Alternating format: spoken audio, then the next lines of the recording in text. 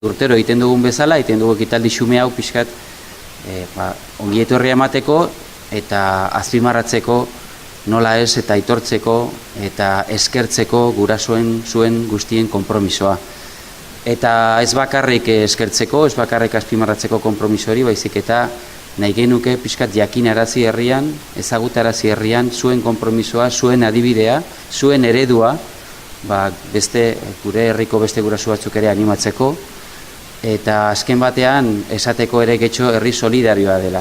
Eta getxo herri solidarioa baldin bada da, zuek, kasu honetan gurasoek, solidarioak zaretelako.